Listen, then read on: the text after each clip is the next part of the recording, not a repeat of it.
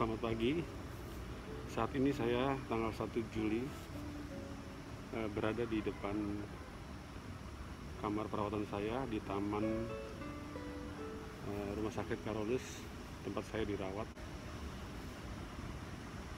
Saya menderita penyakit COVID ringan, COVID-19, tapi dalam skala mild.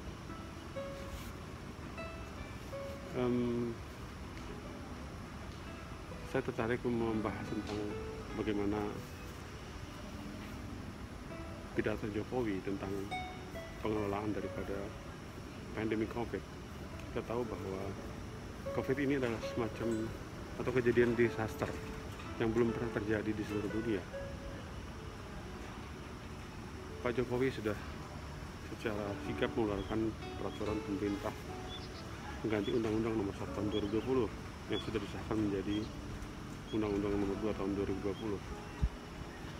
Kemudian OJK sudah mengeluarkan POJK Nomor 1 Tahun 2000, Nomor 11 Tahun 2020.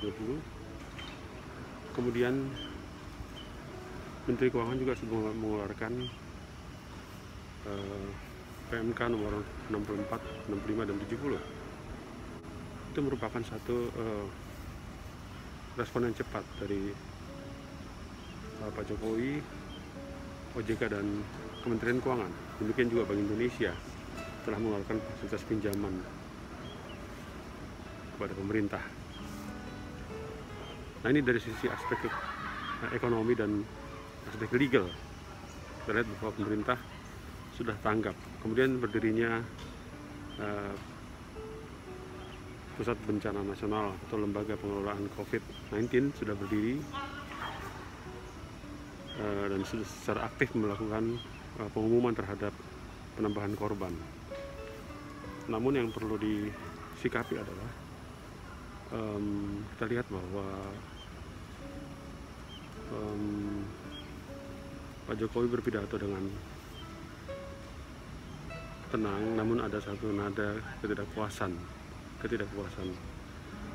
dari aspek operasional daripada kebijakan-kebijakan yang sudah dia jalankan.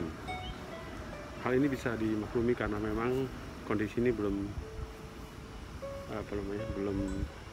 pernah dialami. Namun kita tahu bahwa kalau suatu terjadi dalam perusahaan, maka sangat tergantung dari respon daripada masing-masing pihak. Kebetulan saya pernah menangani,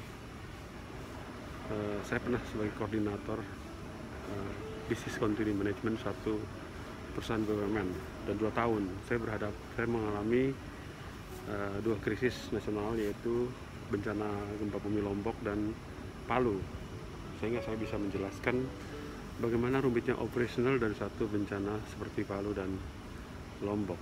Tapi bencana Palu dan Lombok itu tidak ada apa-apanya dibandingkan dengan bencana yang sekarang kita alami, pandemi COVID-19.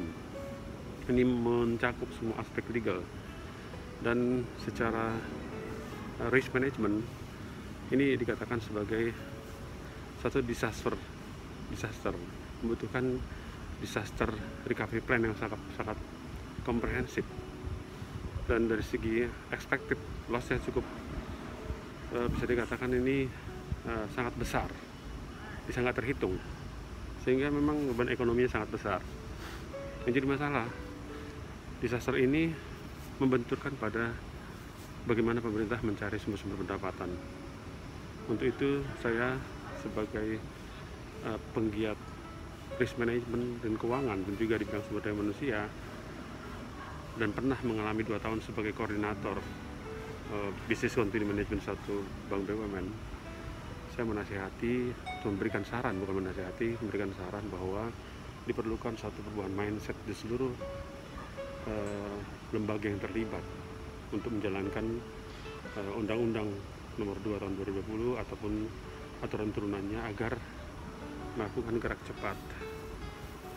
Jangan takut, jangan mengambil terlalu banyak ketakutan, karena peran Anda sangat ditunggu untuk menyelesaikan masalah ini dengan cepat. Kalau ini dibiarkan berlarut-larut, maka impact risikonya, dampak risikonya akan semakin besar. Kalau secara rumus risk management itu adalah expected loss-nya itu kurang lebih adalah rumus dari probability of default-nya atau probability of tingkat kemungkinan terjadinya risiko dikali tingkat recovery rate-nya. Ya, semakin cepat recover berarti kerugiannya semakin kecil, lalu dikalikan dari exposure-nya atau berapa banyak penduduk yang korban.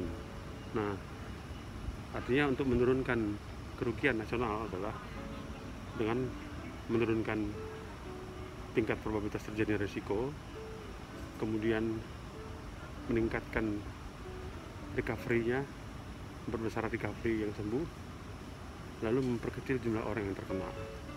3 hal itu yang harus dilakukan. Ya, jadi menurunkan biaya pandemik itu ada 3 hal. Pertama, menurunkan tingkat probabilitas terjadinya orang yang korban COVID. Yang kedua adalah mempercepat recovery-nya, meningkatkan recovery rate-nya. Yang ketiga adalah menurunkan jumlah orang yang kena. Nah, ini diperlukan effort dari seluruh bangsa, pemerintah daerah, gubernur, bupati, bukan hanya presiden, kementerian terutama, BUMN, perusahaan-perusahaan BUMN yang memiliki kemampuan keuangan untuk itu, dan lain sebagainya. Masyarakat, pemilik modal, marilah mengulurkan tangan yang punya uang, apalagi uangnya disimpan di luar negeri, turunkanlah ke dalam negeri, membantu pemerintahan ini, untuk masyarakat Indonesia. Anda dituntut rasa kemanusiaannya, sebab kalau Anda simpan-simpan uang luar negeri nggak ada gunanya juga. Jadi Anda diminta untuk saatnya membantu bangsa ini, membantu negara ini untuk recover. Demikian, terima kasih.